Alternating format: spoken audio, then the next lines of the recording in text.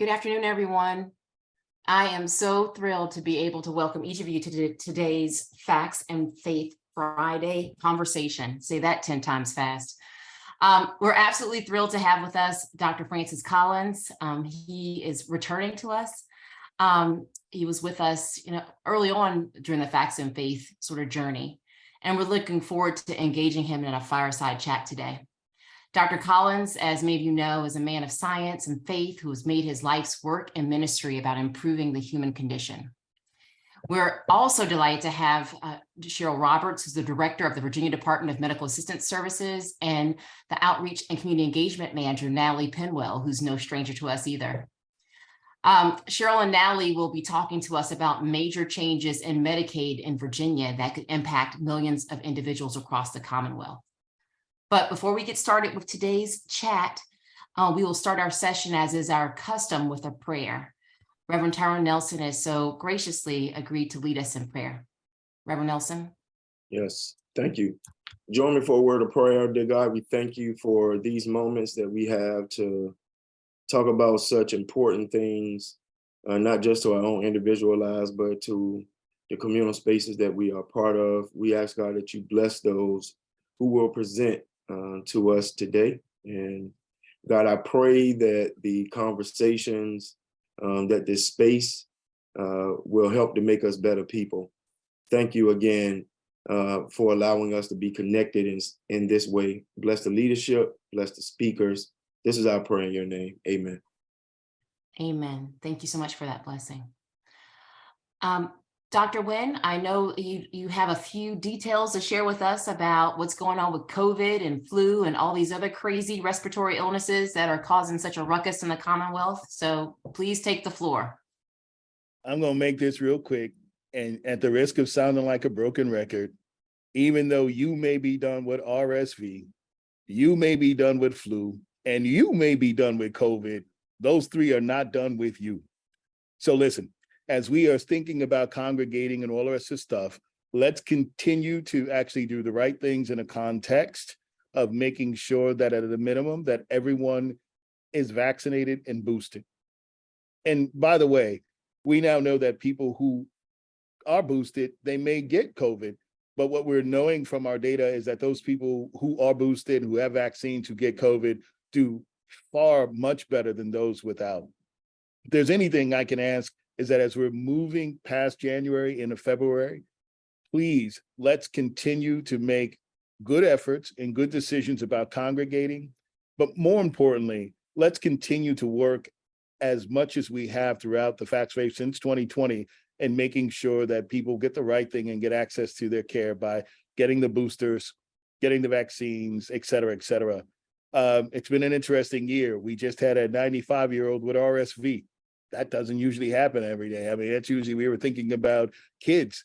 So the reality is the trifecta can happen. It has been happening, as you know, in our numbers in Virginia and in our region. And if I can ask for one thing, it's just to continue vigilance in protecting one another. If you have a cough, wear a mask.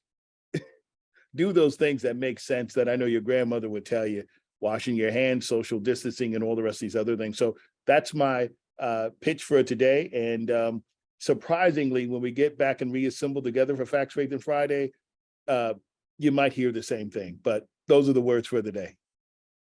That's awesome, Dr. Nguyen. And one thing I'd remind people to do, because this is a habit that I have, is touching my face all the time. Don't do that, because if you haven't recently washed your hands or you haven't sanitized, you could be putting things from other people on your face. And that's not good, and all of the things that are going around nowadays. So appreciate the update, Dr. Nguyen. And even though you're sounding like a broken record, we're hearing you. And we're going to do what we need to do. We're going to do our part. So now it's my pleasure to reintroduce to our Facts and Faith family, Dr. Francis Collins. He's a living legend, although he is far too humble to ever call himself that.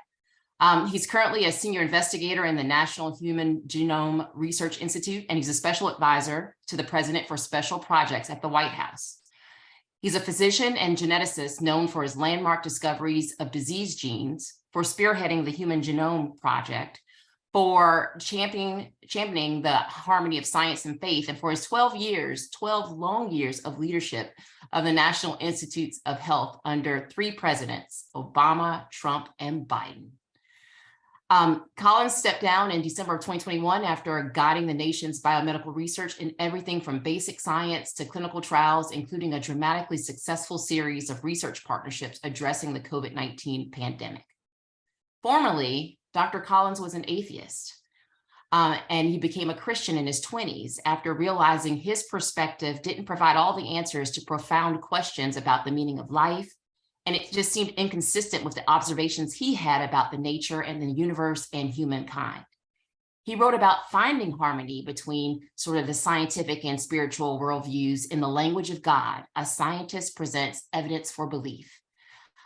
This book spent 20 weeks on the New York Times bestseller list. Go Dr. Collins.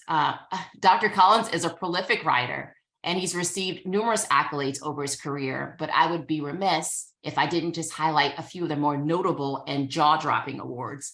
Dr. Collins was awarded the Presidential Medal of Freedom in November of 2007. He received the National Medal of Science in 2009. In 2020, he was elected as a foreign member of the Royal Society and was named the 50th winner of the Templeton Prize, which celebrates scientific and spiritual curiosity.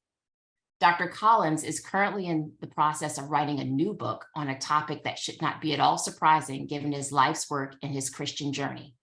We hope to chat more about that a little bit later during our fireside chat. Dr. Nguyen, do you have any words of welcome before we get started with our questions?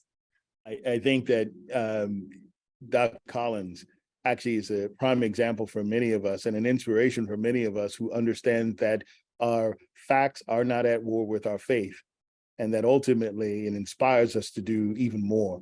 And so with that, if there are any opening words from Dr. Collins, I will turn the floor over to him. Well, it is a pleasure to come back to this Friday gathering on Facts and Faith. I enjoyed the last time I was able to visit, and I'm a big fan of Dr. Nguyen and what he's doing to bring communities together here on these Friday afternoons in Richmond. I'm a Virginia boy, so I am particularly glad to have this connection. And again, the leadership Dr. Nguyen has shown at the Cancer Center, and not just by doing fantastic research, both clinical and basic science within that enterprise, but particularly to make this a real community effort. There are very few cancer centers that have achieved that level of connection that he has done. So congratulations on that. I did warn people before we came on that you should not be alarmed by my appearance. Yes, actually, I'm trying out a new version of eye makeup, but not really. I had a little bike accident, which is why I have a black eye, but it's fine. I'm fine. All the world is fine. It was a little embarrassing, as accidents will be, but I will recover. Sorry about the appearance. Yeah, in terms of facts and faith, yeah, perhaps we can talk a little bit about that, because it is an amazing thing to look at the last 3 years where the scientific response to COVID-19 was nothing short of dramatic, pulling together all of the sectors that had capabilities for vaccines, for therapeutics, for diagnostics, and achieving things that most people would not have thought possible, and a timetable that was pretty outstanding, like having a vaccine that was proven safe and effective in just 11 months. But it's also the case that a lot of people, even now, have chosen to pass that vaccine up because of information that has come to them that make them worry about whether it's safe or not, or whether there might be some kind of hidden troubles here that are being kept away from them. And the misinformation that has been so prominent in social media and sometimes on cable news has gotten in the way of the opportunity for many people to take advantage of what clearly can be life-saving interventions. So this issue about how do we put facts in front of people so that they can make rational decisions is very much on my mind. And particularly as a person of faith myself, I see that faith communities have had trouble with this too, that they are not immune from these kinds of influences, especially now when our faith communities have, in many instances, gotten all tangled up with our political communities, which is never a good idea. You really don't want to have those things together, but they have gotten together in a big way. The most likely group to decide to pass up vaccines in the last 2 years since they've been freely available to anybody are white evangelical Christians. I'm a white evangelical Christian. So those are my people. And yet a significant fraction, after hearing all of the stories that come flying at you on Facebook or sometimes on cable news, they are just not convinced that this is going to be a good thing. And you know, the most sobering of all is this is a culture war that's been killing people. That Kaiser Family Foundation, which is a very objective, non-political group, estimates more than 300,000 people are now in graveyards because of their decision not to get vaccinated and then getting sick with COVID and losing their lives. 300,000 people are caused by this misinformation epidemic. And if we look forward, we have to figure out something to do here. And these are good, honorable people, many of them God-fearing, honorable people who just got misled by information that was very hard to sort through. And I'll be the first to say, as somebody within the government, our communication was far from perfect. And I think we have a lot of lessons to learn ourselves there about how best to communicate public health information in a way that people can actually understand and wrap their arms around and accept as having true value. So a lot we could talk about in that space, and something that I do hope maybe I could write something about if I get free from my current responsibilities in the White House. Thank you. Rudine, are we ready for questions? I think we are. All right. Well, I'm going to start. There was a lot of talk about moonshot and you know, what the first moonshot was supposed to have accomplished, what we're thinking about in the moonshot 2.0.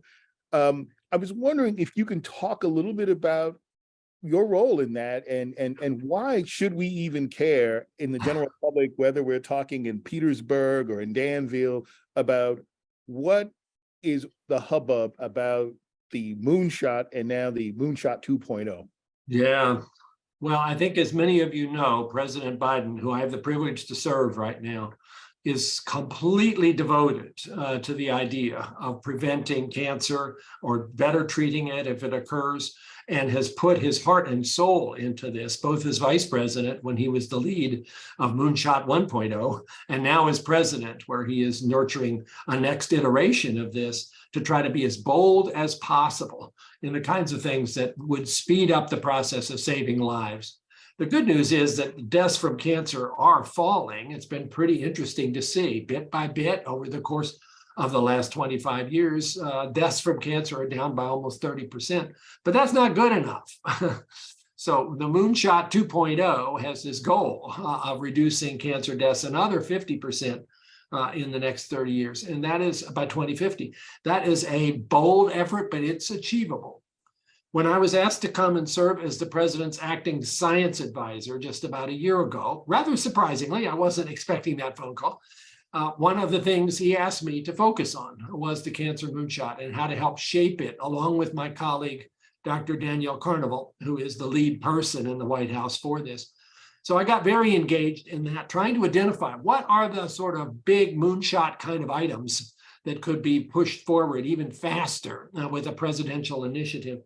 One of them is this whole idea of how to do a better job of screening for early presence of cancer using the so-called multi-cancer early detection approach, just a simple blood sample, which you can analyze by looking for DNA fragments that might have come from a cancer cell somewhere in your body. This is still very much, in my view, an experimental approach, but it's looking pretty promising. And if it's as good as some people think, it might replace a lot of the other ways that we screen for cancer in its early stages, and might give us a better shot at finding cancers when they are still small and readily cured with a surgical procedure. That's the goal. So this MCED is certainly a focus of the cancer moonshot. Another is more of a prevention strategy focused on cigarettes. Is it time, actually, to do something that FDA has been talking about, which is to reduce the amount of nicotine that's allowed in a cigarette, because we know nicotine is addictive. And short-term studies have indicated if you could reduce the amount of nicotine, people tend to actually get over the addiction. They reduce their cigarette smoking. It's easier to quit. And we need to help people who are still in that difficult state of wanting to quit. And at least half of smokers try to quit every year. But it's hard because that nicotine is in your system, in your brain, and you want it more. So that might be something they will look at. I don't know, to be honest, Dr. Wynn, what exactly will get rolled out.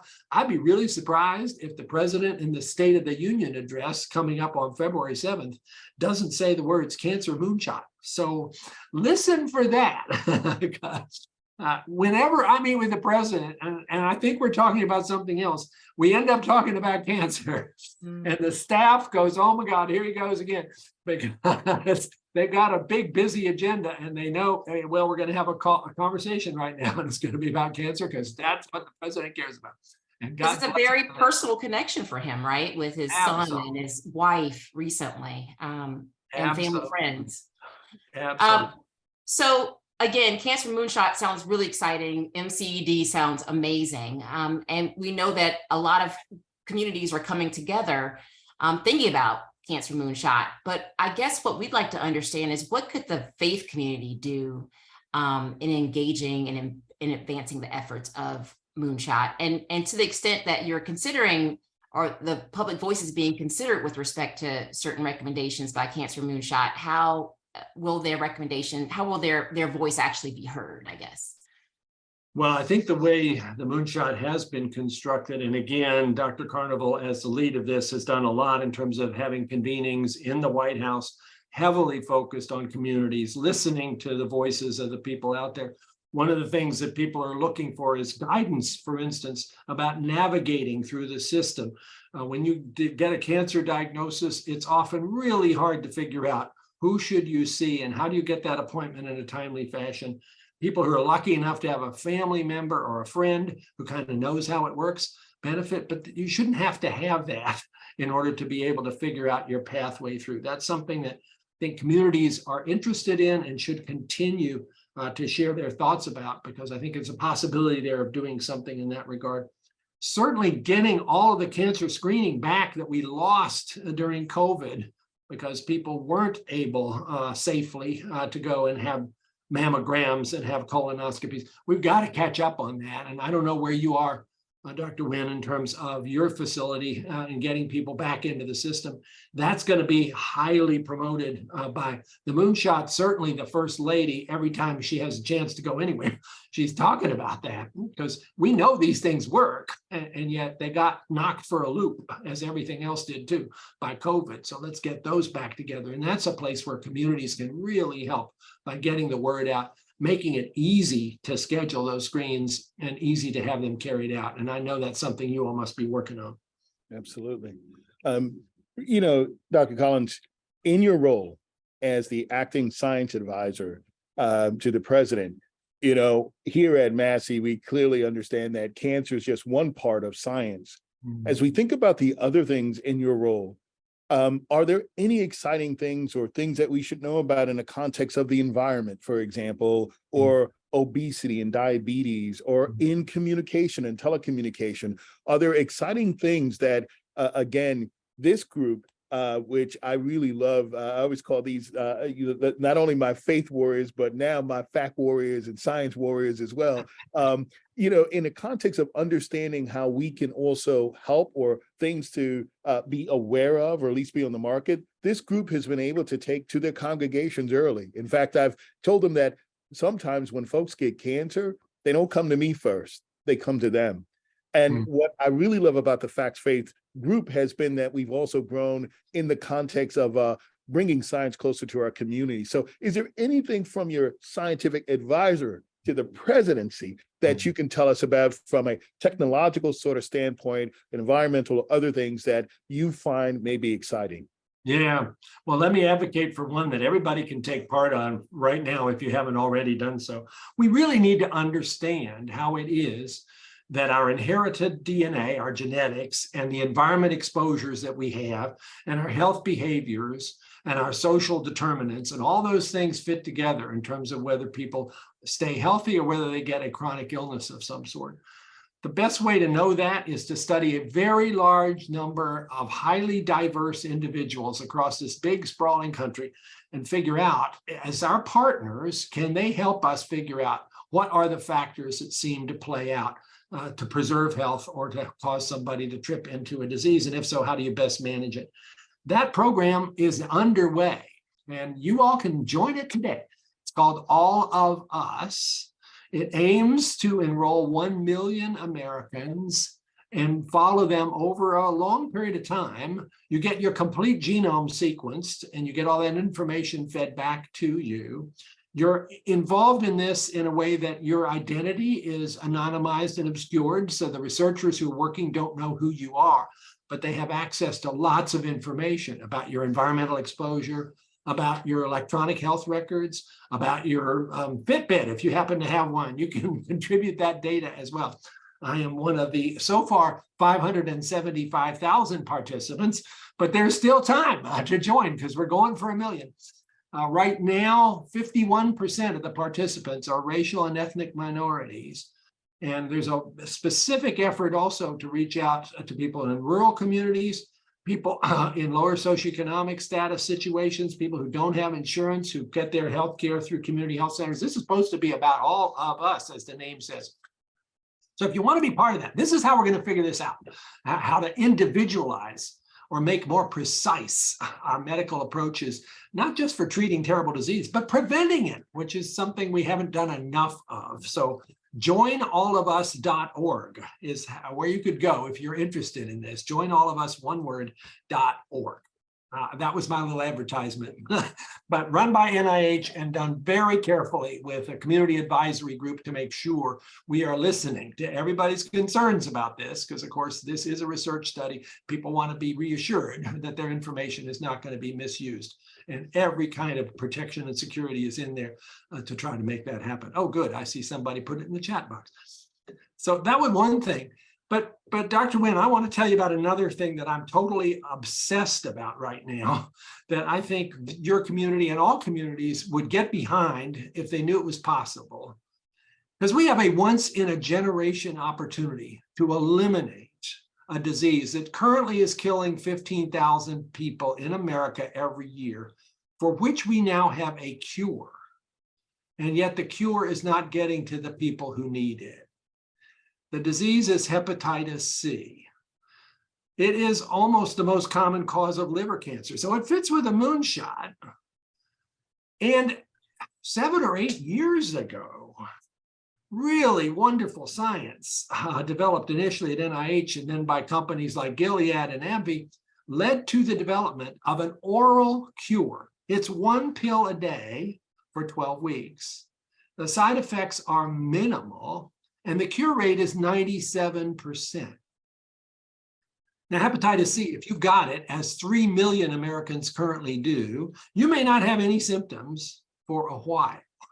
But over time, it is working in your liver, and it develops ultimately liver fibrosis, and then liver cirrhosis, and then liver failure, where if you don't have a liver transplant available, that's going to be the end, or liver cancer, which can also be very difficult to treat, and it's often fatal. My brother-in-law died of hepatitis C, and it was pretty awful going through that. So what's the problem here? We got a cure, we got a disease. Well, the problem is our healthcare system is not amenable to getting the cure to the people who need it, because many of the people with hep C have it because of exposure to the virus through a needle, maybe a dirty tattoo needle, maybe an intravenous drug needle, maybe a blood transfusion back in the day before we knew how to screen blood. Now we do, so blood transfusions are safe, but they weren't 30 years ago. And those folks are now ticking time bombs. Many of them don't even know they have this because we haven't done a great job of screening. And many of them who are positive are not being offered treatment because the treatment initially cost $90,000 per patient, which was way outside of the range of people who didn't have, gold-plated third-party insurance. This is something as a nation that we should care about deeply. I would say this is not just an important thing to look at. This is almost like a moral obligation. If we have the opportunity to cure these people and we're not doing it, what are we all about here?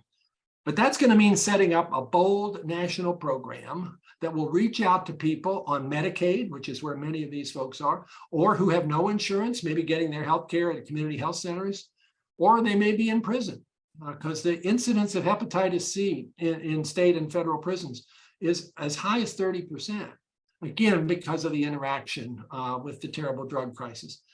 But that doesn't mean we don't have a responsibility and an opportunity there as well. Now, for people who are like, okay, it sounds like a nice idea, but how are we going to pay for it? Guess what?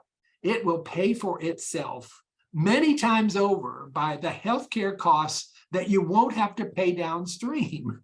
Because if you add up the costs of all those liver transplants and all those liver cancers that you're going to have to find a way to treat, and how much of that is going to fall on Medicaid and Medicare, it's tens of billions of dollars.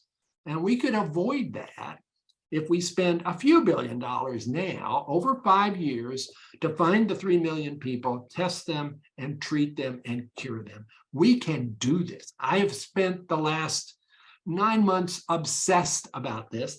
I think every part of Health and Human Services is on board for doing this. There is growing enthusiasm in the Congress in both parties and both houses to look at this. And my hope is that as soon as the near future, we might actually announce the intention to launch such a 5-year program and take care of this, because I've never seen an opportunity as compelling as this to save lives, and we just have to do it. Okay, that's my little obsessive speech. But well, again, I'm thankful for this PSA, because before you started talking, I'd never even heard about this as the mini epidemic. And I think it's great that a lot of our faith leaders on the call can hear this and be bold to say, hey, congregation, have you ever gotten tested for hepatitis C, and it not be a dirty word, right? No. It's all about making this stuff like more, mainstream, as opposed to stuff we talk about in whispered tones in corners. So thank you for saying that. Yeah, we can do so much good here. Yeah, definitely. I think Sir, we have tons of questions for you. And I think we have time for one more question. Although I did mention your books, you're going to have to kind of weave in the new book you're working on. We were wondering if you could just give us a sneak peek, just a quick sneak peek about maybe what the new book might be about. Like a little one. Sneak peek, and then I'll ask one question from the audience. Okay, sneak peek. And I had to sort of put the book aside a year ago to do these things for the White House, so it's not gotten as far along as I wish it had. But basically, it's about 4 things: science, faith, truth, and trust. And how do we put all those together? Because if we are a people who are listening to the exhortations from our spiritual leaders, those all ought to be things that we could wrap in to our future in a very positive way. And we're in trouble right now. Distrust of science is growing rapidly. More people than ever seem to have a question about, how do you decide what is truth? Is there such a thing as truth? Answer: yes, there is. The world actually is not flat. The earth actually goes around the sun and not the other way around. Objective truth exists, and there's a lot of it that science reveals to us, and it ought to be something that you could kind of wrap your head around and say, okay, that I can count on. We have gotten into such a postmodern phase where everybody's opinion seems to be just as important as the facts. And that's not a good place if we want to preserve ourselves and our families for the future. So I want to write a book directed specifically to people of faith, not in a finger wagging, I'm going to tell you all the stupid things you've done. No, I'm one of you.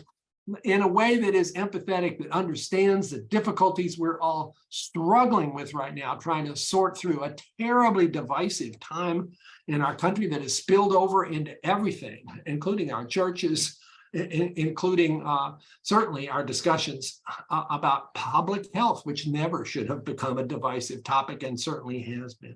So that's what the book will be about once I finally get a chance to get back to it.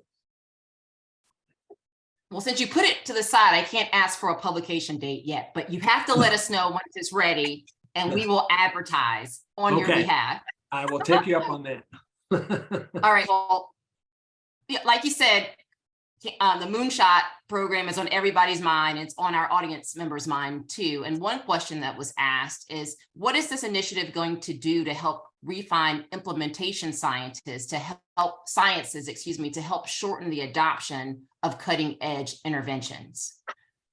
Rudy, that is a fantastic question. And it's one that we all wrestle with and recognize we got a big problem here. When the average time it takes for a clinical improvement in care to reach the average patient after it's proven to be what you want is about 20 years. That's just simply unacceptable.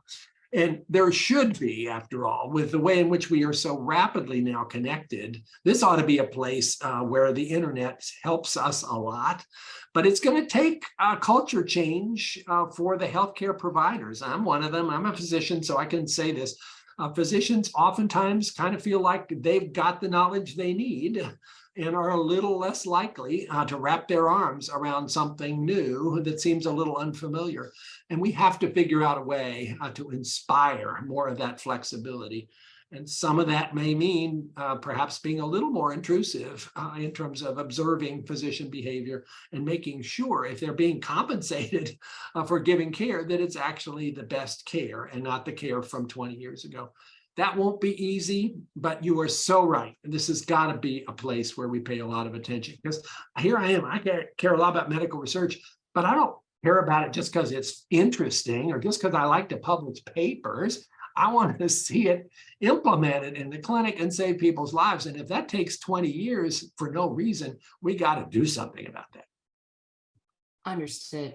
Thank you so much, Dr. Collins. Again, you are always welcome to come to this neighborhood to talk to us about all the cool things that you're doing to help, advance our society. And thank you for all of your work and labor over the years. So, Dr. Wynn, do you have any other parting thoughts for Dr. Collins? You're the best. Thank you so much for hanging in there with us and for actually making sure that science is really out there in front and doesn't get lost.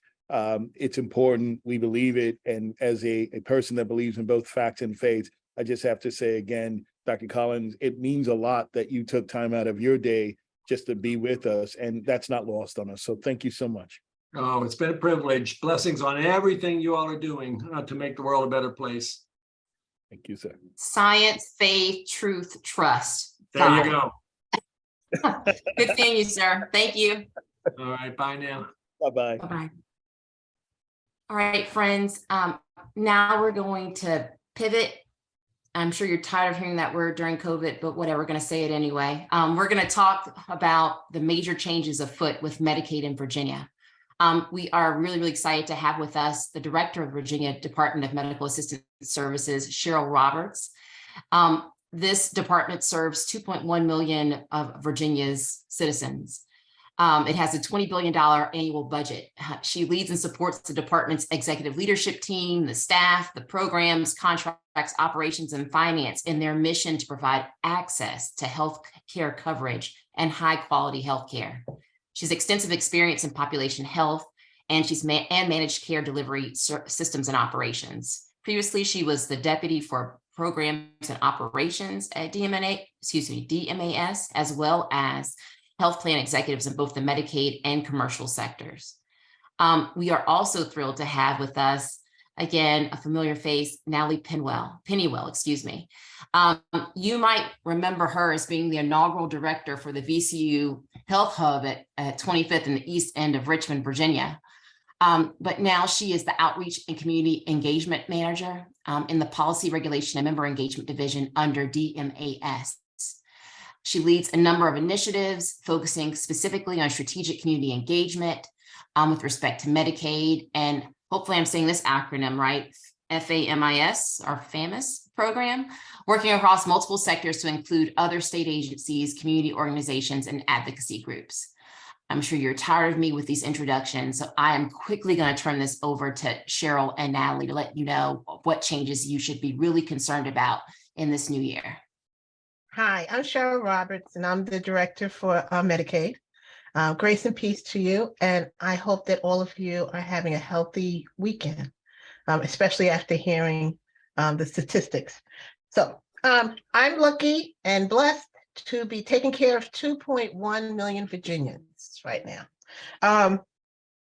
Medicaid is a big program. It covers everything from prenatal. We have about 33,000 women who are have maternity through us. About 900,000 kids. Most people don't realize that Medicaid covers kids. About another 900,000 adults at this point, and then a big group of disabled and the elderly, as well as people in nursing homes. And the governor has several programs that he wants us to work on in 2023. I'm going to talk about the big one here, but before I do that, I'm going to do the other two. First one, otherwise, it's his big number one, which is behavioral health. Behavioral health transformation, clearly, and actually, Francis Collins, I could have said amen to everything he said. He talked about hepatitis, but also talk about behavioral health issues, opioid issues, affect us in a big way and affect the Medicaid population in a big way. The governor has a 6-pillar program. You can see it online if you like. It talks about it. Medicaid plays a big role in the delivery system. And because of the delivery system, most of you know that we're a managed care delivery system. 97% of our members are in managed care, 1 of 6 plans. And by the way, if you haven't figured it out, I am a New Yorker, but I'm also a Southern Belle at the same time. So I have a drawl and speed. But if I need to slow down, you need to tell me, okay? We're doing a procurement of the managed care this year. And if you have anything that you want to talk about or have anything you want to give an input on that process, we're welcome to it. All right. But the immediate issue, the thing that we're here to talk about is actually how something good that was actually done, and now what happens when you come to a fork in the road with it. With the pandemic in March of 2020, the government had decided, federal government has said a good answer, everyone can be covered, right? The worst thing you want to have in a pandemic is that people aren't covered. And that really does affect the fact that they can get care, both access to care and accessibility. And so the decision was, and it was a good decision, is that the federal government would give each state more money, but in replace of that more money, that we would cover people and not redetermine them, essentially keeping everyone in abeyance, right? And that's a wonderful thing. And as bad as our numbers were, I mean, and that was so, it was wonderful to know that people had health care. And so our numbers increased. We increased by 600,000 people in that 3-year period. So good enough, good things, good. The issue is, how do you right size that? And so there's got to be a point where you say, well, it's right size for 2 reasons. One, as the pandemic is waning, people got jobs and they have moved on. So it's not the fact it's all bad news. I mean, people have moved on and have jobs, but they're still on the Medicaid rolls because, again, part of the decision, the issue is that we agreed that we would not send anyone off the Medicaid rolls unless they die. Basically, you'd have to die to get off of Medicaid at this point. So what happens is the federal government interceded, and that's what Natalie's put up, is that in December, they said, we have an end date. And we knew an end date was going to come. It's just the end date is here. And the end date is end of March of 23. And at that point, what we're doing, and we call it return to normal, we're going to do redeterminations for all 2.1 million people in less than 12 months. The goal is to do 12 months. That is unprecedented. The good news is it's a national thing. It's not just Virginia, but that is what that means. What's that going to happen at this point is that over the 12-month period, and it's not going to be that way, people for the first time are going to get a package. I heard it was 20-page package to ask them to redetermine. Now, some of this we did systemically. So about 30% of the population will be done by the system. They don't have to touch it. It'll be done. But the rest of the people are actually going to have to do something, whether it's telephonic or online or go to their local social services. And this is where we need your help. So before I go into, I'm going to let Natalie take on with most of this, but this is what I want to ask as a plea and a thing. One, seriously, we need prayer. I'm asking everyone to pray for us. We know that about 14% of the population probably will not respond or be qualified, and they're going to be disrupted. And what we're asking is that we're working very hard to make sure those transitions work well. so that people are doing handoff. In fact, we had a meeting today with the exchange in an effort to see if we can make that transition. We don't want to see people get disrupted in their care, right? People be in the middle of their care and then this doesn't work out because they didn't fill out the paperwork, because they didn't do the administration. So the second thing we're going to ask, and that's what Natalie's going to talk about, is that we talk to our congregations and the members to tell them when they start getting this information, don't toss it, open it up, do what it says. If you need help, we have help everywhere. You know, there's phone numbers, there's all sorts of things. What can we do? And then the third answer is as we're going forward in this process, and you hear these issues, and you hear there's a concern, to know that you have people like Natalie that's around that can help you navigate. We'll be there to help you. Because again, the commitment's all the way through. What I say to myself, and also Dr. Avula, is that we're in this season because we care a great deal about our members. Both of us do. And so as a result of that, we're in it for 100% to try to do whatever we can to make this process work as well as we can. But we do need your help. So that's my 3. Yes, we need prayer. Because clearly we got to navigate only something that only God can do. And then 2, we need your help in terms of talking to your membership, doing as much as you can in the information. But 3, to have the peace of knowing that people like Natalie and everyone else is around if you have a problem or someone reaches out to you for help. Okay, Natalie, I'm going to turn it to you. Thank you, Director Roberts. And so here, as we start to get through, because I had the honor of sitting down with some of the core faith-based leaders a couple of weeks ago and talking about what does this really look like. And this is just a snapshot of what this looks like for us as our 2 agencies and other agencies come together to go through that renewal process. And it's going to take us all of the rest of 2023 up until the beginning of 2024. So we have about 14 months, 12 months, and then 2 months of cleanups to do all of this work. So what Director Roberts is really talking about is how can we make sure we are communicating effectively everywhere that we can in order to get this done. And so for us, we've already started that process for DMAS and for VDSS and for the local Department of Social Services locations. We started a process of making sure we notify, that we send out information where we can. And for me, it's really important that you let me know what those things look like and if they are really going to be useful to our community members, your congregants, and anybody else that's touching your faith-based networks. And for us, we're trying to make sure that we have ambassadors. We have an Unwinding Summit for some of our larger key stakeholder groups that touch a lot of our Medicaid recipient populations.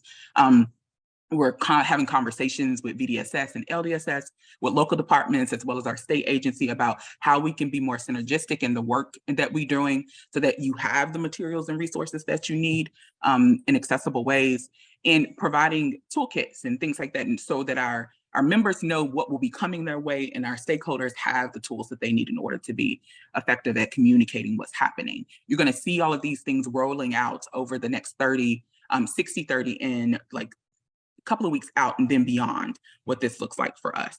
And so we have 3 phases of work that we've been working on. The first phase that we've been in since March of 2022 is just to tell everyone to update their contact information. If you know anyone that has Medicaid, they have to make sure that their contact information is updated within the system. It's a number of different ways that you can do that. The primary way that we're asking that you do that is making sure you contact either Cover Virginia here through our Cover Virginia website, and I'll drop these links towards the end.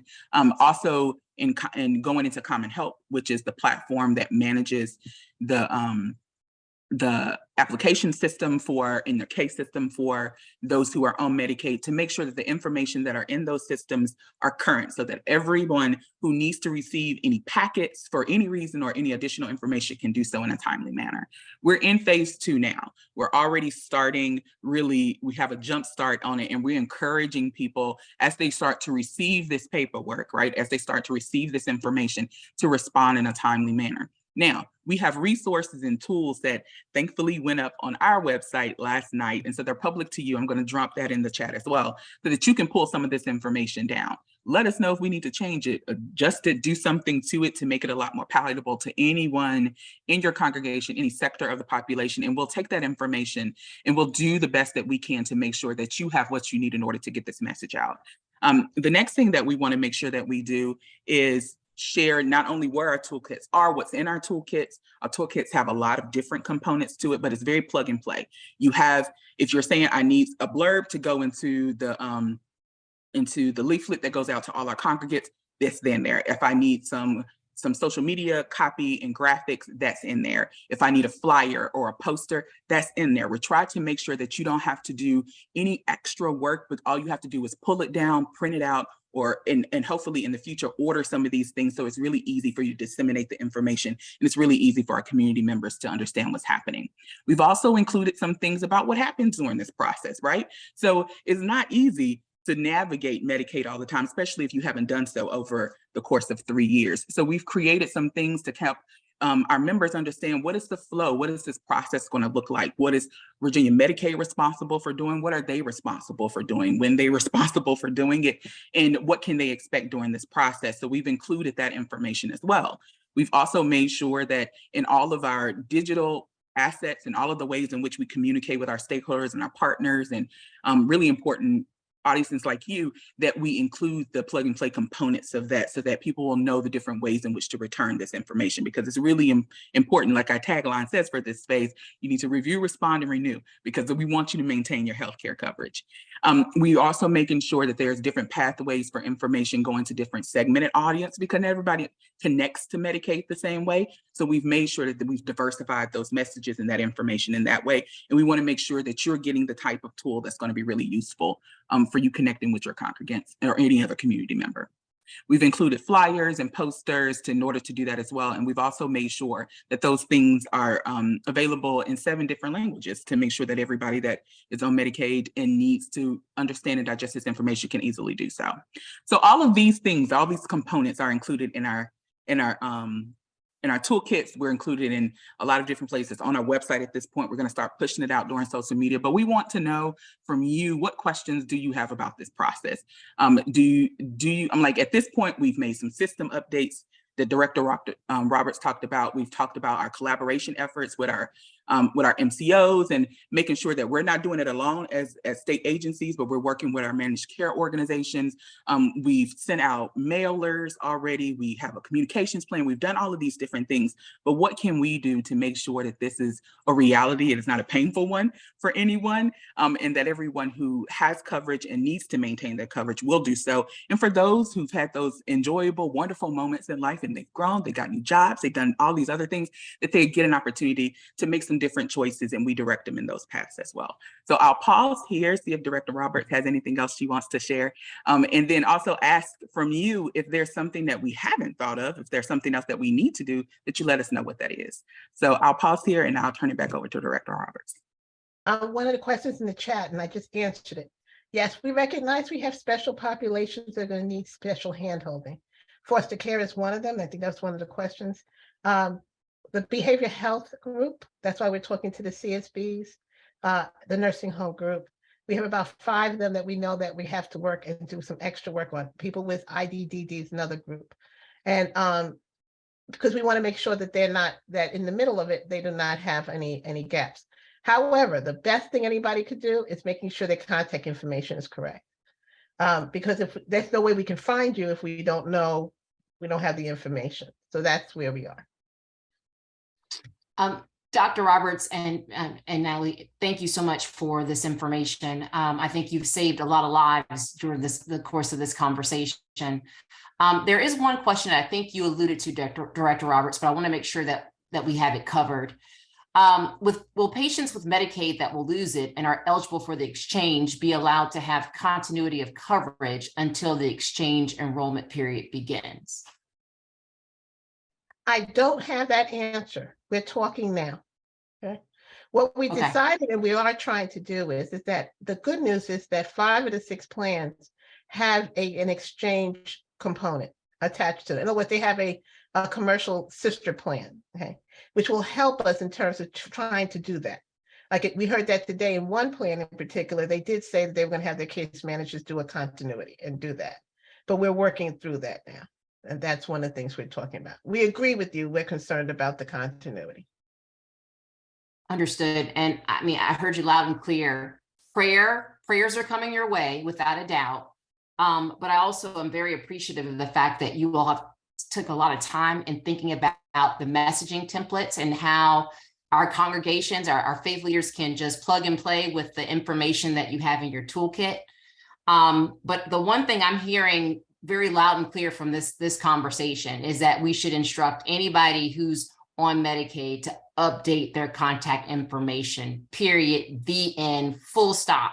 If there's nothing else that we get from this conversation, other than make sure you get your hepatitis C testing, you also want to make sure you're right size with Medicaid in terms of, making sure they can be able to get in contact with you. Because what people don't realize is that we have not asked for that for 3 years.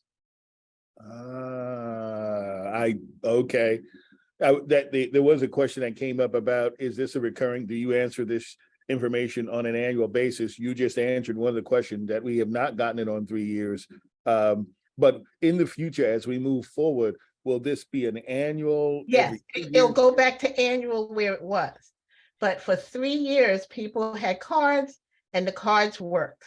And so you could go and move and do other things and enjoy your life, and you didn't have to think about it. Okay, no different if you think about it in your commercial, right? You get your card and you keep going, right? If you move to the next apartment place, nobody stops you.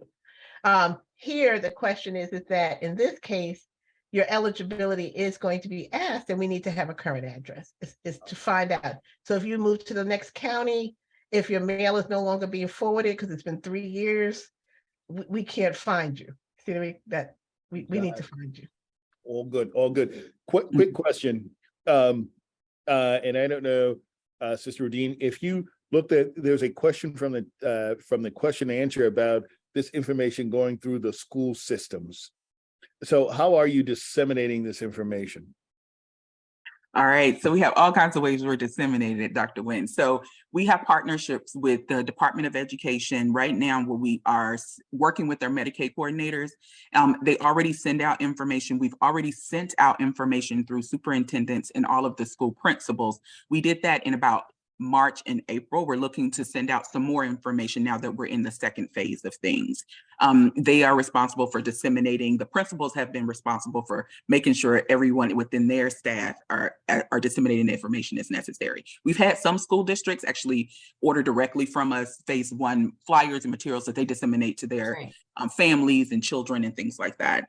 We've also done that kind of partnership with some other agencies and organizations across the state. But if at any point you know that you want to order something for your congregation, I'm going to drop the link in Arnitha will Dr. Sutton will definitely share that with you all as well, so that you can go ahead and order those materials for your congregants if you so choose. But those are some of the ways in which we're working with some of the larger state agencies in order to get that information out as well. It definitely does seem like you all have done your homework and thinking, how can we get this information as broadly disseminated as possible? Where in the system and the different infrastructures that exist could we actually, touch folks? Thank you for that thoughtful approach. Oh, there is Radine, I'm sorry. I wanted to let you know that taking the feedback that your faith-based organizations gave me last time, we have thought through how do we make sure we have these large-scale conversations across different sectors. And so we're having these information sessions. We're going to have 7 over a 2-week period. 1 is focused just in faith-based organizations. So we're going to be sending you all information about when that's taking place. And so the information will be similar. We're going to bring along with us VDSS at that point. So you'll hear about SNAP and TANF and other organizations that will be impacted by the unwinding as well. And we'll have more of some of those fireside chats about what this looks like for those organizations, those audiences across the different sectors of the state as well. So thank you all for that. Well, thank you for being receptive to that suggestion. Really appreciate that.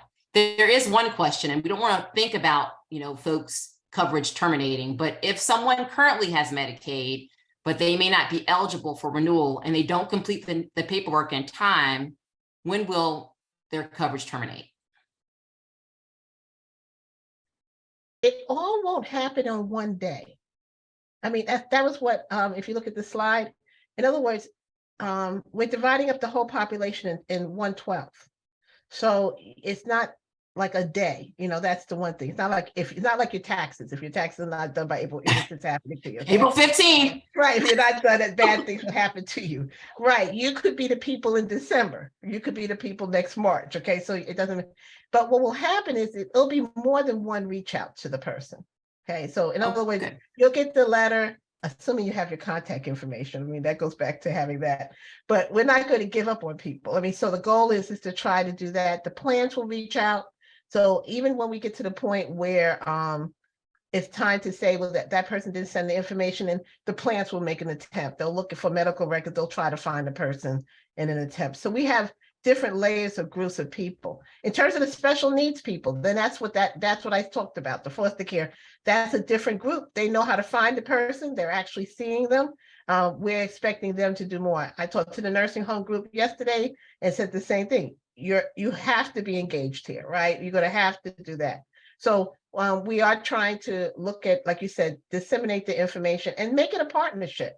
Understanding that, we can't, it's not going to be in a government sent the letter. Okay, that's the goal. It got to be more than the government sent the letter.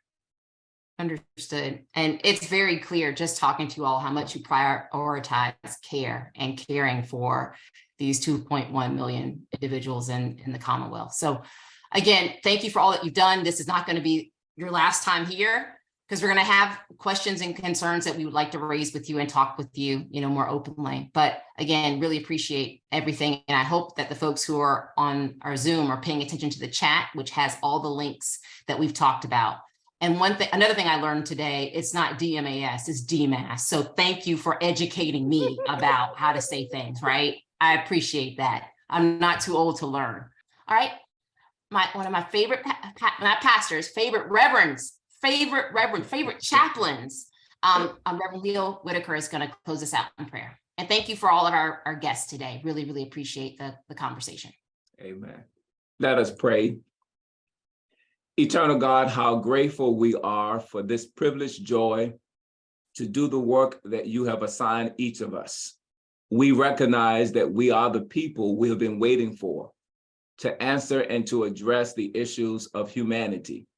We thank you for Dr. Wynn and his genius, his gifts, his grace, for the work of medicine and for his leadership with the Massey Cancer Center. We thank you for the wonderful team of experts, clinicians, physicians, nurses, researchers, and those who are doing community work to touch the lives of those who have been impacted by cancer, to hold the hands of those who are dealing with cures and methodologies and treatment. And thank you for the wisdom of the community of faith. Thank you for the partnership of this Facts and Faith Friday, for every clergy person, for every medical person. We thank you for Dr. Collins and his wisdom, his service and leadership. We thank you for Director Cheryl Roberts, Esquire, for her guidance and her sharing. We thank you for Natalie Pennywell for all that she has done and is doing in our community to make health even better for everyone. We thank you for the moonshot and for the opportunities to even imagine a cancer-free world. God, you know, because every good and perfect gift comes from you. So we ask that you will bless us with the necessities of life to use our hand, our hearts, our heads, our souls, and the work of helping those who are dealing with Medicare and Medicaid needs, cancer and other diseases. Thank you for the work of the physicians helping those who have hepatitis C, and for the unique way we can advocate for those who don't even know a cure is on its way. May your blessings be upon this weekend, upon the work that we do, upon those who are sick and bereaved. And thank you for the 220 persons who connected on this day. And thank you for the persons we shall reach in this year. And may your grace guide us, may your peace lead us, and may your love inspire us. In the name of he who is our Christ, we pray. Amen. Amen and amen. Bless you all. Amen. God bless you. Really appreciate that.